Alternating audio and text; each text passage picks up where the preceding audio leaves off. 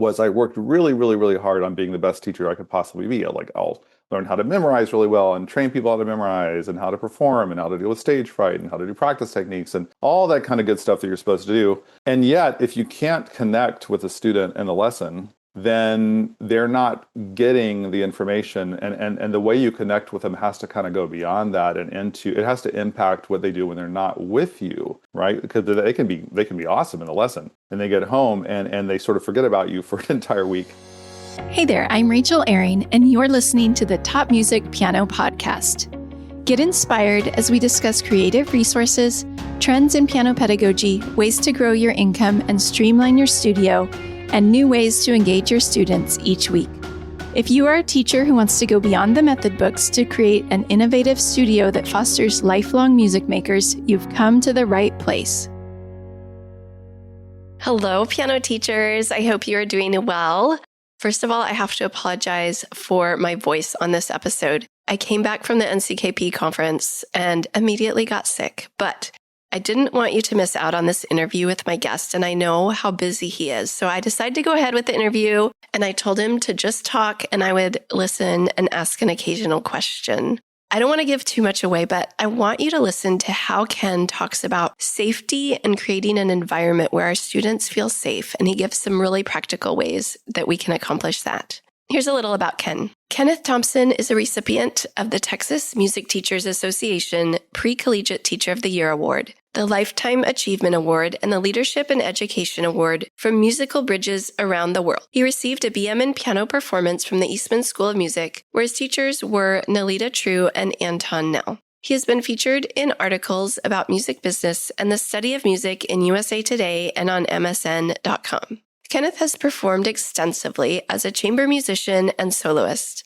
Feeling a calling to teach, Mr. Thompson turned his attention to the development of pre-college advanced pianists. His piano students have performed more than 120 complete solo recital programs and performed more than 40 times as soloists with orchestra, including many performances with the San Antonio Symphony. He has had several students perform in New York at Carnegie Hall and has had 2 students perform on National Public Radio's hit show From the Top. Here's my interview with Kenneth Thompson. Hi, Ken. Welcome to the show. I'm so glad that you're here today. Could you introduce yourself and tell us what you do?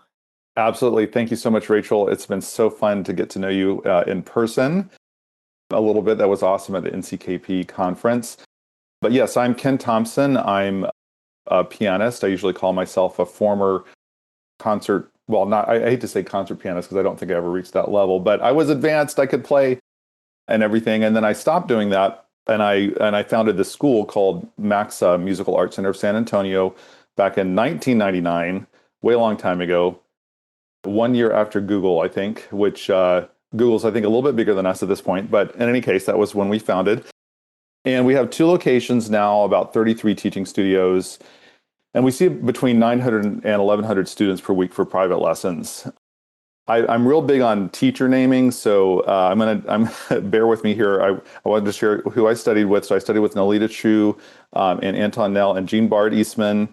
But then I outside of Eastman and before Eastman, I studied with Anna Hahn, Betty Nolting, and Nan Wilson. And then after Eastman, Carolyn True, John Weems, and Stephen Hughes, who I'm still working with now as he's my jazz teacher. So that's me. Yeah. Wow, I learned some things about you just now. I didn't realize that the school had been around that long, since, what did you say, 1990? 1999. This is like pre-2000, like real. And what's crazy a little bit, of course, you would expect this, I suppose, at 26 years.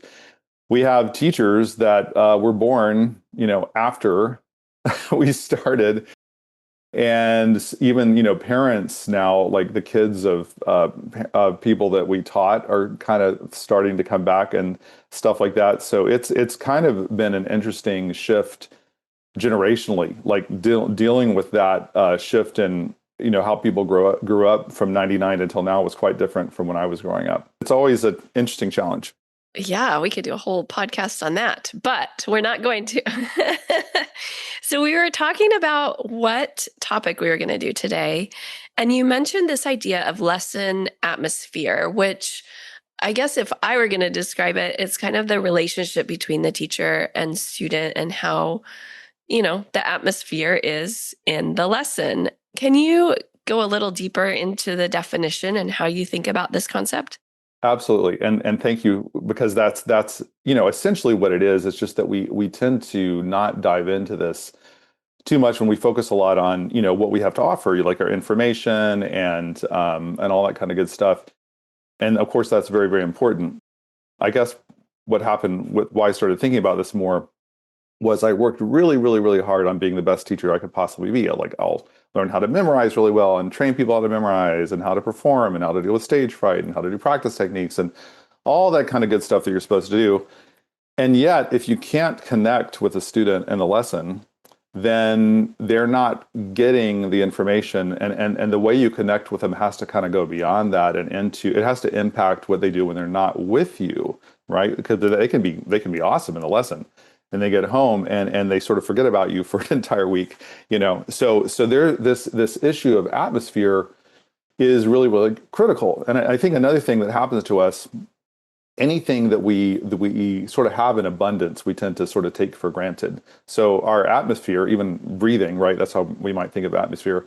Like, we don't think about breathing a lot until we can't breathe anymore, until we have like smoke coming in or some other problem, right? And then, oh, well, atmosphere now is really, really important. So it's kind of one of those critical things that's always there. There's always is an atmosphere, but if we're more mindful of, I guess, the structure or how we use atmosphere, we can really make a bigger impact on the students. Okay. So is this something that a teacher can learn, or do you think it just is naturally there, like you were talking about? Well, that's another awesome question. It relates a lot to, tendencies in human beings anyway. We all have like natural inclinations, things, and it tends to be things that we like, things that was something kind of, we like it, we try it, we get into it, and we start getting better at it. Suddenly somebody sees that maybe and like, oh, you should get lessons in that. And now you're getting lessons. So you just kind of build on that inclination. So I would say that some people probably have more of an inclination, but absolutely you can learn it. And this is one thing with music lessons in general. We're seeing people come back, at least at my school, adults, coming back like their kids are older. They're coming back. They're starting lessons again. They have, we have such a longer health span than we did in the past that people are beginning instruments. I have actually a really cool student right now, an adult student who I taught her son 30 years ago. And now she started lessons and she's doing great. She's doing great. I mean, she's, and all of her friends are like, what? You can learn the piano? And they're so interested in that. And it's like, you really can. You can learn, really anything. It's just a little bit different, than the first time around. So I would say definitely anybody can learn this. And being aware, a lot of it is awareness, of atmosphere itself, which I'll get into in a second. But yeah, I think everybody can learn it. So why don't you dive a little deeper? Because I know you have a lot of Yes, thoughts about this. do. Tell us a little more about what this is and what we can learn from it. I love it. Well, I draw a picture. I drew a picture. I don't know if you can see it. I had the wrong color. This is my really good picture. You see? Isn't that lovely? Okay. It's beautiful. So isn't that beautiful? Thank you so much. I really appreciate the validation. Thank you. It's stick figures at a piano, basically. That's right. Stick figures. And the critical thing is there's a stage. And there's 5 pillars. We're going to be talking about these 5 pillars here. And of course, I'm from the South, and I joke that when we call pillars, that's my accent, but it's really a pillar is what you sleep on. But this is a pillar to support you, right? But anyway, yeah. So my family is all visual artists, and I clearly did not develop that ability.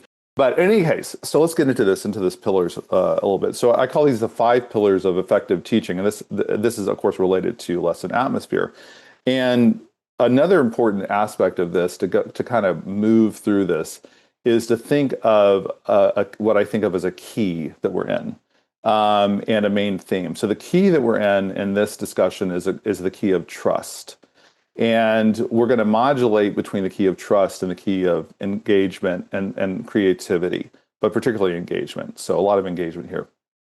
But trust is really critical. Also, another aspect of trust, which is the transfer of trust from one individual to another individual and how that works. So when we think of pillars, so I'm in a room, you're in a room, your listeners could be in a room, could be in a car, could be somewhere. There's somewhere, and underneath them is something that's supporting them. I'm sitting on a chair. You're probably sitting on a chair. If you're in a car, you're in your seat, and there's wheels, and there's a road, and there's stuff under the road, and there's stuff under the floor. Okay, there's things that are holding you up. And again, like with the atmosphere I mentioned before, we tend to take this for granted until it doesn't work, right? If it starts to shake, right? If this room starts shaking right now, the interview's done. Okay. We had an earthquake here yesterday. Oh my gosh. Yeah, it's possible that my room could start to shake. Okay, so you can really relate to this. Yes. And of course, yeah, that's amazing. Well, right. So I was even going to use an earthquake as an example, and there you have it right there. But it got your attention. Oh yeah. And you probably stopped doing what you were doing at that time. Right. Yeah, I'm not from California. I did not grow up here. So the earthquakes freak me out just a little bit because I'm like, is this going to be a big one? Or is it just going to be a little rattle, rattle, and then it's done? Which so far it's just been a little rattle, rattle. But yeah, they do freak me out. But carry on. I would say that if they did not freak you out, that would be something we really should discuss. I mean, well, I grew up in Kansas, and the tornadoes don't really freak me out. You had tornadoes. Okay, got it. So you're all over the natural disaster stuff. The earthquake. Yeah, the earthquake thing. It's that I think that's normal to be freaked on that one for sure. Yes. But anyway, it does freak you out, and it gets your attention, right? Because it threatens you, right? The status quo is changing. So these pillars are really, really important into supporting us. The first one. Pillar one is a very, very big picture thing. And I think this is really important for us as teachers to consider. We know where we experience the masterpieces of concert artists, composers, painters, sculptors. We know we might experience those in a museum. We might, listen to the music online or whatever. We can see these, or visual artists, we can see this masterpiece, right? But where do teachers build their masterpieces? Where do they create their masterpieces? I think this is really important for us to lean into. I think that we create our masterpieces inside of other people. So our masterpiece is created inside of someone. And we're in that way, we're a lot like a conductor in that we're working with people to bring out the best in them, which can sometimes be through support, kind of vigorous support. And sometimes it can be like letting them go. Right? A good conductor knows when to step back and just let the person play, right? And the conductor is creating their masterpiece in that orchestra, right? If they're alone, it doesn't quite work, right? They have to have that orchestra to create their masterpiece. We need to be thinking of ourselves like this. One of my bigger soapbox issues is, and I think anybody who teaches can relate to this, is that the teachers tend to minimize their contribution to society. And when we think of ourselves as creating masterpieces inside of other people, which is true, okay, this is not a made-up thing, this is a true thing, that changes the way you think about how you approach teaching, I believe. So I think that's number one pillar. We create our masterpieces inside of other people. So how do we accomplish building this masterpiece then? And what are we trying to do when we teach someone to create this masterpiece? We're trying to change this person using our influence. And we first have to meet them where they are, and they have to let us into themselves. If they're going to be influenced, they have to open up to that. Now you could force someone to do something. You can make someone, you can, but that's not influence. I mean, it influences the result, but it doesn't change them. It usually makes them resentful. And they may obey you for a little while, but as soon as they can stop, they're going to, exercise their own autonomy, right, and get away from that. So I'm talking about true influence, true change from the inside. They have to let that in. They have to release that to you, okay? And for that to happen, they have to trust you. You have to develop trust with them. A critical thing on lesson atmosphere is that we have to make a safe enough environment for creativity and trust to be established, yet also an intense enough environment for them to follow through and do what they must do on their own. Okay, so this balance between trust, some people go real hardcore into support, but what happens is they don't realize it also has to have some intensity so that they can follow through. They have to be safe and trusting, then it has to be intense enough for them to follow through. So how do we establish this trust? This is pillar number 2. We establish trust initially by being reliable and responsive, because responsiveness builds trust. So if you think about this for a second, the last time, or when you trust something or someone, why do you trust them or that thing, whatever? And if you've lost your trust for someone or something, why have you lost that trust? Generally speaking, when you dig in there, you'll find that thing, whether it's a computer, a phone, or a person, whatever, it's like if you lose the trust, it's because they're no longer reliable and responsive to your needs. And if you're gaining trust and you know you can rely on them, you know that they're going to follow through, right? You know that computer is going to work for you. You know your car is going to start. My first car, especially when I was at school at Eastman, which was my first car, didn't know if it was going to start in the morning. It was always a mystery. Am I walking today or am I driving today? I mean, I didn't know, right? But that was all I had at that time. So reliability and trust are linked. And the way that you create trust is by being reliable and responsive. Responsiveness requires engagement and listening to what the person needs, right? So actually listening to what they need. So pillar number 2 is responsiveness builds trust. Pillar number 3, this is an interesting one, has to do with your role in the story. So this is related to building a story brand. I'm blanking on the author's name. Hopefully you can... Donald Miller. Thank you. That's what I thought. I was going to guess that. Man, you are on it. Love it. Yes. So I love this. I delved into it, studied his works. And so the role in the story we have here, right? So just to recap for people, typical stories, we have a status quo. It's probably happy unless it's some dystopian thing, but let's just say it's happy for, let's go Lord of the Rings here. It's happy. Okay. And then something, and usually you don't quite know who the hero is going to be yet, but someone's going to be the hero. And then something happens that threatens the status quo, threatens the happiness. Generally, the hero, if it's a good story, doesn't believe that they have anything special for them to solve this problem. And what happens is they need help. They need someone to change them from the inside so that they realize their potential. Usually they have a hidden potential. That's the other thing, a hidden potential. Star Wars also works really well for this, of course. But anyway, they have a hidden potential. And then to realize that potential, they have to find a guide. And the reason they find this guide, or why they're looking for the guide, is that someone that they trust, they already have trust with, has pre-endorsed this new guide, has transferred trust. They've said, hey, this person's going to help you. And so they go off and search, the hero goes off and search for that guide. And of course, in a really good story, the guide's kind of hidden and we discover the guide, right? And usually the guide is reluctant to take the hero on. Anyway, you can see though, just in this brief description, that there's a lot of, this is basically what we're doing. We are the guides and the student is the hero.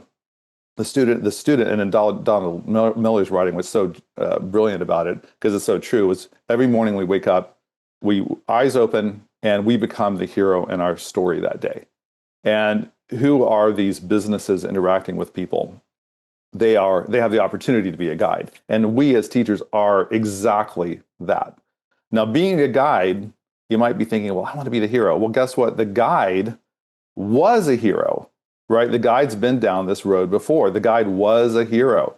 And even beyond that, in these longer stories, you'll see that the guide also has another guide for them, and that guide has another guide going back. This is exactly what we do as teachers. But this concept of what role we're playing in the life of the student is something that, again, elevates what we do and is appropriate. It's exactly what we're doing. We are guides to these heroes. Now, if we're going to change lives, because we're changing their lives here, we're changing them on the inside so that they can reach their potential, then we have to step into a leadership role. So the 4th pillar is great teachers are leaders. So great leaders have a vision of the future that captivates people, and they have consistent values that people understand and can rely on, and they make you feel good when you're around them. Now, not all leaders probably make you feel good when you're around them, but we're going for like people not being influenced by fear and threats, by something that inside of them that gets them excited, by inspiration. So you want to inspire people, a great leader. You want to inspire them to do things that they did not think were possible. That's really, really critical. So to your students, you are that leader. And if you have a vision of what the student can achieve, it's extremely powerful. Having, even with the beginner student, a vision of them playing that piece up to the highest level. Now, I have to give a caveat there. Obviously, you don't want to polish it to the point where the students, that's a part of this responsiveness is you don't want to do it to the point where the student is frustrated by it. But having that vision is very, very powerful. If the teacher has a vision of you and can communicate that vision to you, that you can do this, that you can do something really special. And keeping in mind that everybody's potential is different. Some people might have a potential to learn all the Chopin etudes, the Godofsky version, whatever, like in a week or something. And other people don't, right? It's not that, it's just whatever that potential is, right? But if the teacher has a vision, the teacher or leader has a vision, and the student senses that vision, it's extremely powerful. I mentioned this adult student I'm working with, and typically adults will quit, right? Once they realize that there's work involved in lessons, right? There is work. And also, there's all these threats to their self-esteem and all this kind of stuff. But, I've been building this student up. I'm not like lying. I'm telling her the truth. I believe she can do it because she can do it. And she's stayed with it. She keeps working and she's doing really, really well. So having that vision is very important, and also communicating that to the student. Now, fifth pillar, what kind of guide are you to the hero? And this, we get into what I call the demander versus teacher spectrum. So this is a spectrum, so it's a line, right? And somewhere on that line, people are. Demanders, and that particular, let me back up again, that particular spectrum is also related to another spectrum, which is the music is more important than the person versus the person is more important than the music. Okay, so when I was at Eastman, guess what?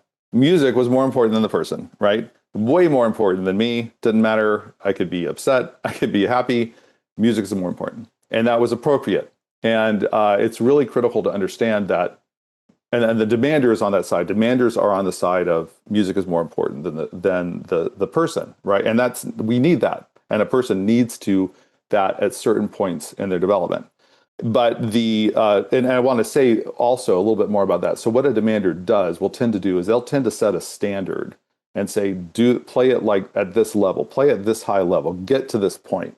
And they may share how they got to that point, but they won't design a way for you to get to that point necessarily. They'll show you their method. Like if I'm climbing Mount Everest, this is the way I climbed Mount Everest. This is the way I did it in this weather, this way I did it in this weather. But that may not work for you, right? You have to figure out that on your own. So they're not going to break it down. They break it down a little bit, but not thoroughly. Now, why is that? The demander is still concertizing. They're teaching at a high-level university or something like this. They've got to be focused on their own performances and their own writings and their energies are in that direction, and they must be in that direction. So their energy is so focused in that way that they're not going to have typically additional energies to break down things and tell you how to do it. That's left to you. And by the way, when you're at that level, studying with somebody like that, if you're ready for it, part of the experience is figuring out how to do what they're asking you to do on your own and using all the tools under your disposal to figure that out. That's part of the journey, right? Now, on the teacher side, the teachers will say, here is exactly the steps to get from here to there. And a really, really high-level teacher can break that step down into smaller and smaller and smaller and smaller points so that you can actually step through onto those processes so that you can achieve what they're asking for. And a virtuoso teacher will jump back and forth between those two roles depending on what the student needs at that moment. Okay, so I think that's really important to think about. Where are you on that spectrum? And what happens sometimes, because the demanders are very high profile, is that sometimes parents will engage in lessons with a demander, like with a pre-college student or something, when the student's not really ready for that. They don't have the background, and that can crush them, and I've seen a lot of people be crushed by the demands of a demander, and in a way, not to fault the demander in this case, because they're doing their job. The problem is in one of awareness, and that parents, I'm going to have my kid study with, he's 7 years old. I want him to study basketball with LeBron James, wait till he's maybe 17, and ready for that, so that's the time to go study with LeBron James, not at the beginning. So that's the fifth one is what are you, what is your role? Are you a demander? Are you more of a teacher, or can you jump back and forth between? A lot of us, when we get into teaching, of course, we have a lot of people that come out of college at MACSA. Sometimes they're coming out with a doctorate, sometimes with a master's or whatever. They have difficulty initially transitioning from a demander environment, which is what they just have been doing, to the teacher environment that they need to be in when they face the private world. And they're usually baffled by this, And I remember this too. I remember, my ears were sharp as a razor coming out of school, and how to know when to stop working on Firefly, like when Firefly wasn't emitting the most gorgeous, light from within, all that kind of stuff. Like there was a time you have to stop because that wasn't appropriate, even though I was, visioning their best performance. There's a time to stop. So those are my 5 pillars. And so basically, that's all to say that, to wrap this up a little bit, the lesson atmosphere is the way that we're conveying all the vast information that we're tasked with sharing with our students. And specifically, how do I say it? How do I want the student to feel when they are with me? What expectations does the student think that I have? How do I act in the lesson? Does my facial expression agree with what I am saying? What about my body language? Am I dressed in a way that says I'm a professional? And critically, am I teaching the way that I would want to learn rather than teaching the way that is best for the student?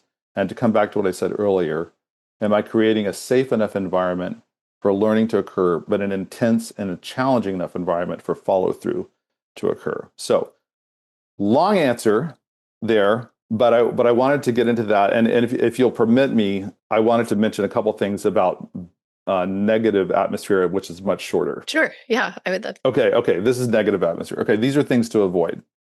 So I think one of the things that will tend to happen is that, and my degree is in piano performance, and by the way, every mistake, everything, almost, well, there's one thing I don't do, but almost everything else, I have made these mistakes. I know these mistakes. Okay, I lived these mistakes. Okay, so I did this. So I'm trained as a performer, and now I'm teaching, and there's a tendency to not take teaching as seriously as you're performing. And I totally fell into that. And I've seen that happen to many, many people. And what happens then, again, is this sort of befuddlement and this kind of lost feeling, like, whoa, like I can perform, and yet I can't convey this to the student. And of course, some of the students get it. Some of the students are aligned with you. They have the similar modalities to you. They will pick it up. But you feel kind of lost and inadequate and kind of like in a weird funk, you know what I mean? At the end of the day, it's not good for our psyche. So a lot of performers, though, what they'll do is they'll run to where they're safe, which is performing. I'm just gonna practice my etude some more, and I'm not going to take teaching as seriously as I'm taking my performing, and that's a big mistake. If you're professionally teaching, and I'm talking about not necessarily in an environment where you should be a demander, like at a university or something, but if you're teaching, you need to take that as seriously as you take your performing, and delve into it and learn things so that you can effectively grow that student. The second big thing, and this happens all the time, is teaching, what I call teaching in someone's general direction, or teaching at someone. This happens so much. Now, in certain formats, it's unavoidable. If you're reading a book, if you're taking an online course, there's a certain amount of teaching at that's happening because there's not an interaction there. But my goodness, you're with this person in person. Person in person? Yes. And so you need to be engaging with them and not teaching at them. Now, an example you can relate to, I know, and again, this is a mistake I made, is when you're working collaboratively with another artist. And I remember, and I've seen this too in coaching collaborative work, the pianist will come in the first time, and it is usually a disaster. They'll come in, they'll learn the part, they got it all down, they can play that Beethoven trio, but they're just playing, they're playing it right, they're playing it right, they're observing everything, but they're not listening to what the other artists are doing. They're not breathing with them, they're not shifting with them. That's accompanying at someone, accompanying in someone's general direction. It's not engagement, And so those two things, taking it as seriously as the art of performing, and not teaching in someone's general direction. Those are two things. If you can avoid that, you're going to be heading in the right direction. All right. Thank you. Thank you for indulging me on that very, very, very long answer. No, it was great. And I learned so much, and I have so many questions. Let's hit it. I think one that comes to mind is you and I are both leading a team of teachers. I don't know exactly your structure, but how does this apply to leading a team? And if you see a teacher who maybe isn't connecting with a student, how do you approach that? And how do you help them? How do you communicate this in a way that will help them relate better to their student? Yeah, that's a great question. And so there's definitely, I think a cool, maybe a more cool way of calling atmosphere is vibe. Okay, so there's a certain vibe, right, in a school, right, and in any organization. You go into any organization, sometimes you can pick up the vibe right away, you know, and so it has a lot to do with the vibe. Now, what I have tried to do at MACSA is one thing is that we do these, what is it, continuing education seminars like every fall and sometimes into the spring. And we do these every week. I lead them some. Then we have other teachers who will, try out workshops they're doing and stuff like that. So why that's an important thing is that if someone wants to learn more, we have all these ways to learn more.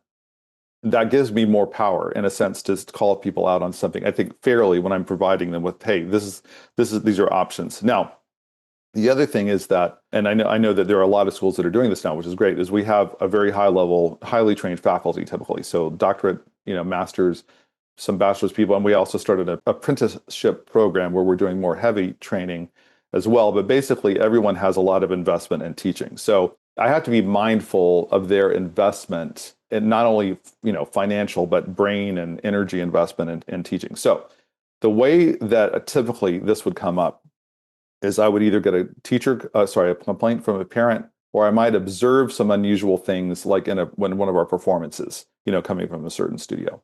So typically what I will do is approach that person with curiosity and say, hey, this is interesting. I'm noticing this. I'm noticing this. I'm noticing this. Is there a reason that you're doing that? Can you share with me what's up with that? Now, I try to keep a pretty, friendly relationship with everyone. So generally, it comes across like that, hopefully, anyway. And so usually then, if they have a reason, what I was going to say, one of the other reasons that I like to be curious is that the more I learn, and I'm a kind of continual learner, the more I realize I don't know things, So I learn a lot from these teachers, and sometimes I'm like, oh, wow, that's a really cool idea. I guess I'll start, doing that. But typically what this will do is it'll reveal itself because of a effectiveness issue, right? There's a performance issue or something like this. So I'll come with curiosity and ask them, well, is there a reason you're doing that? What's the reason you're doing it like that? And usually, if there's a real problem, they won't really have an answer to that. They'll be like, oh, I guess I was doing that because my teacher always did that, or something like that, something where they're sort of repeating something from the past. Or it typically what I see this is when somebody's in demander mode, still they're coming out of school and they're still in demander mode, and their kids and the students are freaking out, and or they're like, the performance level, they haven't built in all of the performance structures a pre-college student needs to have under their performance that a collegiate person would probably know already, right? So the student might be having memory slips, like if they're consistent memory slips or something like that, something of that nature. So usually it will be that if there really is a problem, that they don't have a really good explanation. And that it by itself usually opens up the door for me to say, hey, you should be doing this, you should be doing this, let's look at some memory techniques or whatever, stuff like that to build this up. So that's generally how I would handle that. Now, of course, if the person doesn't get better, then the conversation will shift down the road. But I'm really try to vision for the teachers what I think they can do as in their teaching career, similar to what I do with students whenever I'm working with them, visioning how they could play. So I try to kind of, again, focus on that long-term vision for them and help them see that it's in their best interest to develop their teaching. One other little thing. I'm sorry I'm giving such long answers, but yeah, okay. The other critical thing, this is really, really important. This is one of the reasons I think we go to conferences and why we read things on teaching and why, even reading about practicing, like you want to practice more, right? It's that we want to get rid of frustration. So at the end, when we're done teaching, we will either feel invigorated and tired, or we'll feel demoralized and tired, right? And the reason almost always is that we got stumped a lot of times, and we got and we don't know what to do. And so it's very demoralizing, especially when you're so good at like the skill of performing or something like this. So when we're frustrated, we're demoralized at the end of the day, it feels bad. So when we have more tools in our teaching to address more issues with students, then our teaching technique is better, and we get to the end of the day and we're happy and tired, right? That's the key. That's a major key. So I'm curious what you think of this. Do you think that sometimes a teacher and student just aren't a good fit and will never be a good fit? Or do you think that a good teacher should be able to teach any student? Okay. Oh, that's good. Let's get into the meat of it. Okay. I do think there are times when it doesn't work. And typically that has something to do with the relationship of the third party in this, which is the parents. Of course, we see a lot more of this, and this is in the pre-college world. In the collegiate world, you're not interacting with that as much. Generally, there's some problematic dynamic between this is what I've seen a lot. There's a problem between the parent and the student, but it's not safe for the student to attack the parent. And so what they do is they attack the teacher instead. Yeah. So what they do is they're going to be passive aggressive. Here's this person hired to make them and this is, by the way, particularly bad when you are a very earnest teacher who's doing all this cool stuff and engaging with them and all the stuff that I'm talking about. The kind of more earnestness you bring to it, which, by the way, is good, but a student in that situation may realize that, oh, I could take advantage of this person. I can release. I'm going to punish my parents by being a terrible student to this teacher. They're not necessarily consciously thinking of this, but they just sense an adult. So if that's the case, and I can't get through to the parent, like if the parent, because generally in those situations the parents are not flexible, then it's usually the parent that causes that. Is what I'm getting at here. It's usually because generally for the student there are ways in, and I want to, if you're okay with me, I can throw out some ideas on that. Okay, so if you're in a situation where the student's like closed off to you, and I've had students that didn't talk, like 10 years old, didn't talk at all. Like I'm talking, it was very weird, right? But I've had that happen several times. This is usually an issue of trust and safety. There's some trust and safety lack that's not necessarily coming from you, but it's coming from their attitude towards being in the room, in the lesson. And it could be, based on their parents, or, maybe they pumped you up so much that they're kind of freaked out. They don't know if they make a mistake, if you're going to throw them out or something like this. So you need to first find some way for them to feel safe, and then to develop that trust with you. And of course, they now, in an extreme example, if they're totally non-responsive, then to the point where they're not even playing the piano, again, you talk to the parents. This is what I'm seeing. Are you comfortable with me working with them on how to have a lesson? And that's a big part of what we're training people on, is how to even have a lesson, right? Parents as well as students. If the parents are game, then you can really work with them away from the piano even, and gradually develop that trust and safety. And they will, over time, begin to open up, and little bitty cracks, little bitty things they'll reveal.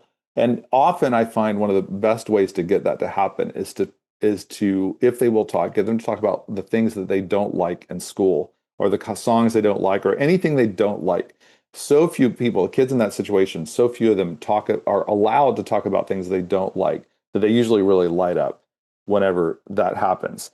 And then, like I had one student in this situation, they said they didn't like onions. Well, suddenly, like seconds became an onion sound, stuff like that. And I found out that they liked, watermelon. Right, this is watermelon. Just taking something that they like from their life. I like to do a lot of things with the names of their pets, if they have pets, different things, like little things like that from their life. That's being very responsive. You paid attention. Oh, I'm taking something from my life. That's kind of fun. Over time, they'll start to open up. And then you can start to kind of influence and push them, right? Because you don't want them to be in that stage forever.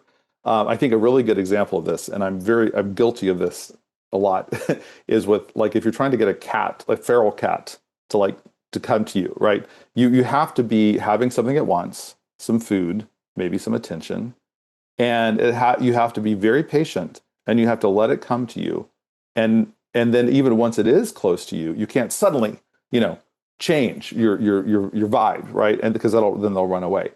They want to be close to you. They want that scratch on the head, but they're scared. They don't feel safe. So you have to be with them, be consistent, be encouraging, right? And then once they break through, don't mess it up by suddenly going, okay, great, now here's all this hand and scales. Hey, just gradually. And that was a quote about students, not the cat necessarily, with the hand and scales. Although some cats I've heard playing online and they're quite good. They're pretty good. Yeah. So getting back to it, it's it's almost always been parents. And I know parents listen to this, and I'm sorry, maybe you're going to hate us, but parents should pay attention to this, because whenever they cause a situation where we can't work with your student anymore, you're limiting what that kid's going to be able to develop in their potential. And it's a big problem. Thank you for answering that. Well, my brain is exploding with all this information. So I'm going to switch gears and ask you just a couple final questions that are a little lighter. The first is, what are you currently working on and looking forward to in the rest of 2025? Oh, thank you so much. Well, I'm working on, I think, what's going to be 2 books. One of them is a book on content. So what I mean by that, this book on content, practice techniques, all that kind of stuff, everything that, you can find, books on practice techniques, memory techniques, all this kind of stuff. It's out there. What I've done in my own teaching is I take those tools and I have these kind of fun tweaks and ways of using them that are very effective for changing someone from a neurological perspective as well as a physiological perspective. So that I'm writing that. But the thing I'm really getting into right now is what I call the contextual approach. This is going to be a separate book, which is on this relationship between students, parents, and teachers. There are so many different kinds of students, so many different parents, and so many different kinds of teachers. And the way that those interactions occur is just, it's astounding. There's so many different dynamics going on there. It's a very dynamic situation. And I think when we're first encountering that dynamic situation, it's like being dropped into a storm in the ocean. We don't know which way is up. But at least if oh, that's that kind of wave. Oh, that's that kind of rain, that kind of wind, that kind of sun, that kind of cloud. You kind of know where you are, right? And you can gain a little bit more control and effectiveness of the situation. So those are the things I'm really hardcore into right now. That's amazing. Wow, I'll be looking forward to when you finish your books. I will also be looking forward to it. It's a lot of work. Oh, sure. Well, Ken, it was so good learning from you today. Could you tell listeners where they could find out more about you if they want to reach out or follow you or anything like that? Oh, thank you so much. Well, yes, you can look at my school website is maxainc.com.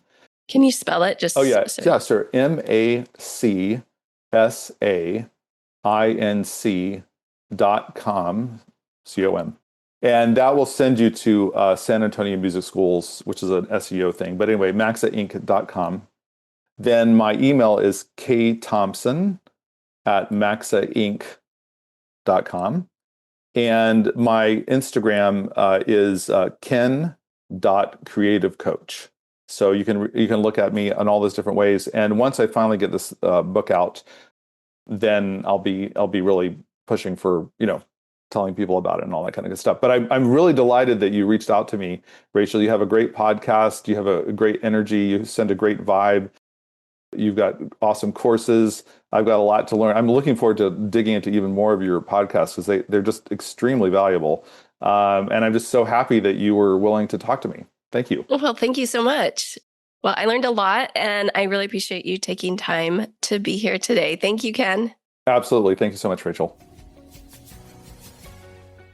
I don't know about you, but I was scribbling notes while Kenneth was talking during the interview today. I was really fascinated by what he said about teachers creating their masterpieces inside of their students. That's a big responsibility for us as teachers, isn't it? And then tying that into our role as the guide with our students being the hero of their story. So much to learn about our role as teachers. Thank you so much for listening. That's the end of the show for this week. I'm Rachel Ehring, and you've been listening to the Top Music Piano Podcast. I'll see you again next week.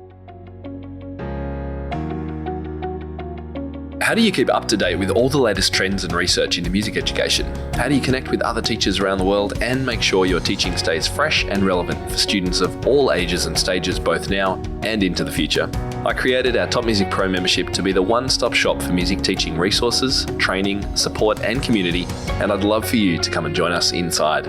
With over 40 comprehensive training courses, hundreds of teaching demonstrations and lesson plans, free monthly sheet music, discounts and all the business and pedagogy support you could ever need, Top Music Pro is the community you've been looking for. If you're ready to level up your learning from the podcast and join thousands of other teachers in our global network, head over to topmusicpro.com today.